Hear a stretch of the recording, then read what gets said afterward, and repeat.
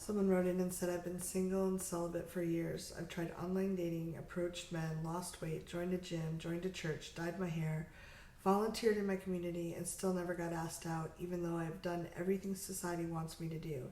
I gave up dating and sex. Now I just throw myself into my degree and started living my life without dating. Is there anything left for me to try?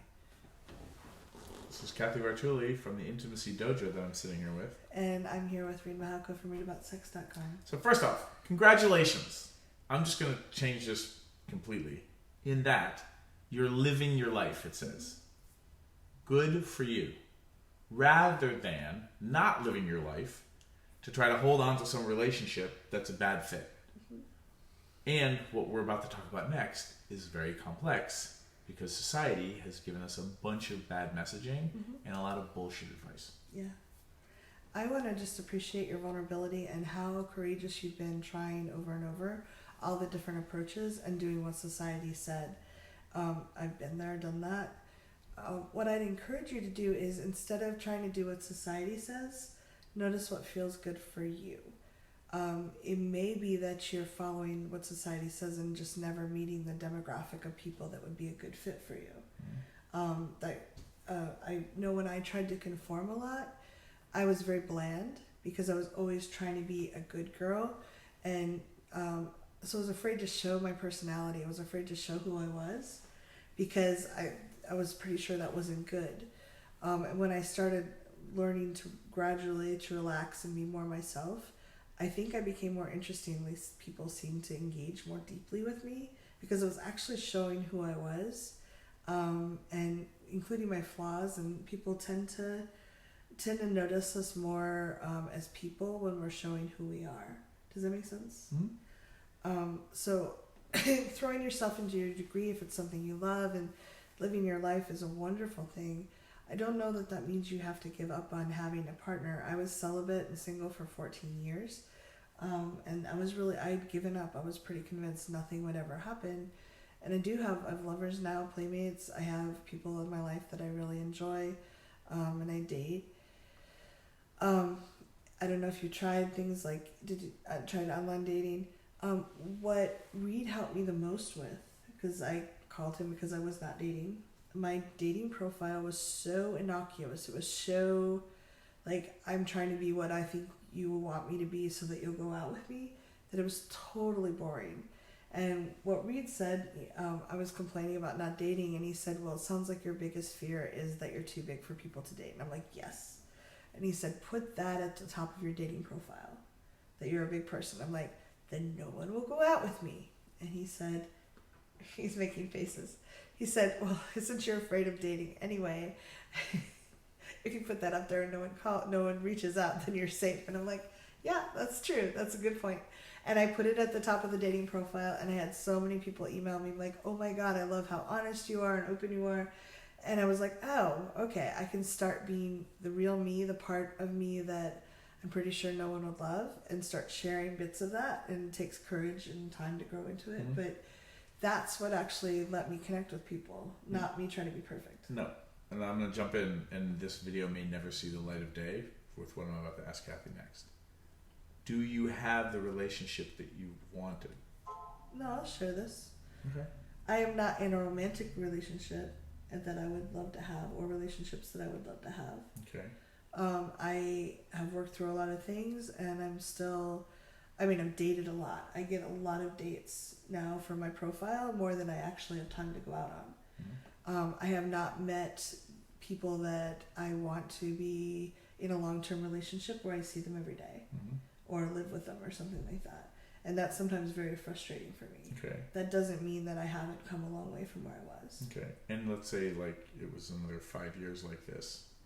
I'll hunt you down and slash your tires.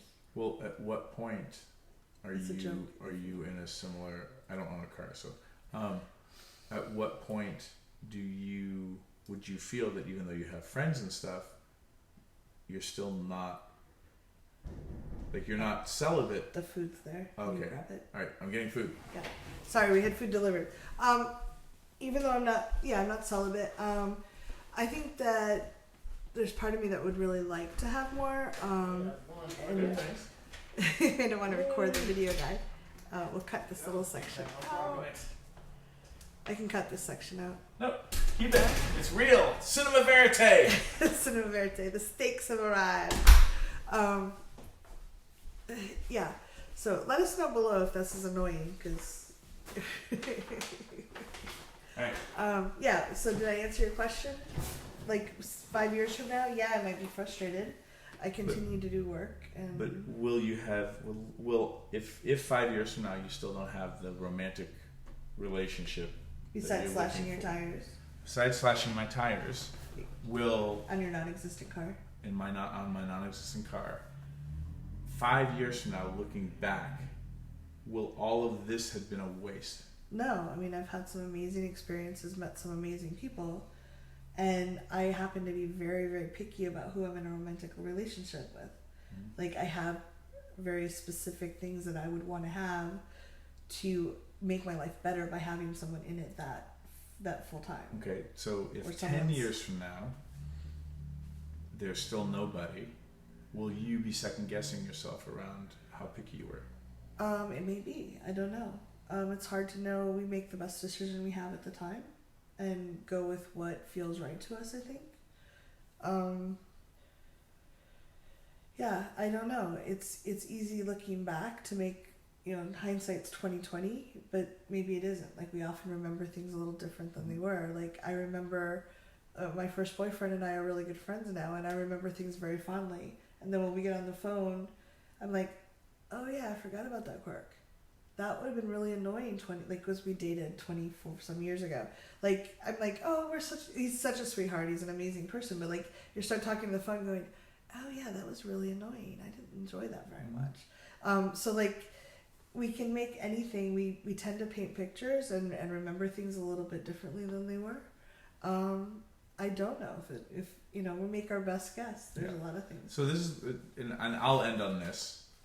This is the biggest tricky spot around relationship coaching and giving people life advice when it comes to relationships. No one talks about what's good advice for when you end up alone. Like, no one talks about, and I'm not going to cut a video on this yet. Okay.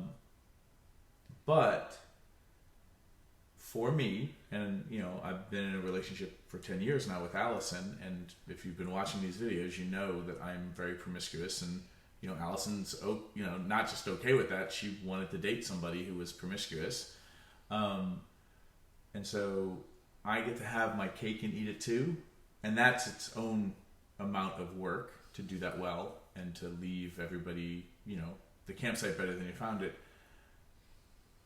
But all the advice currently tends to be calibrated for follow this advice and you will have your relationship.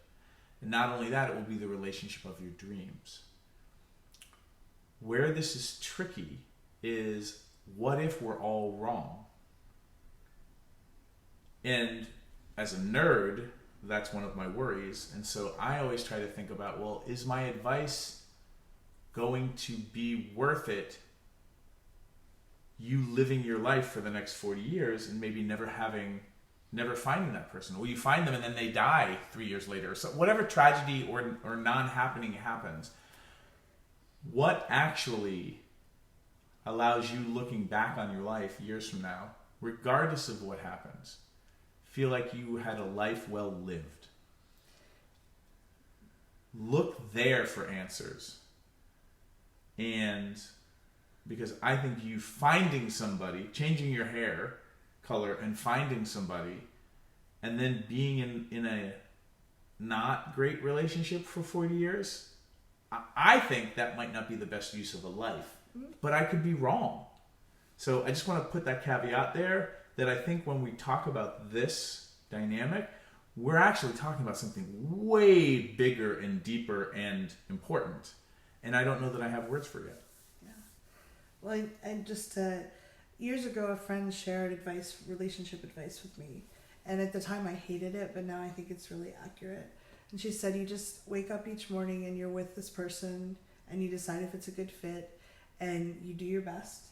And if at the end of your life you found you spent the whole life together, great. But if you spent shorter time with each other, great.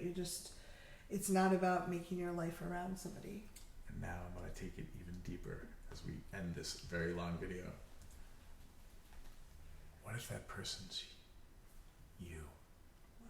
If the one you wake up with every morning is actually you? Are you turning yourself into that person? That felt really deep. End it now. End it now.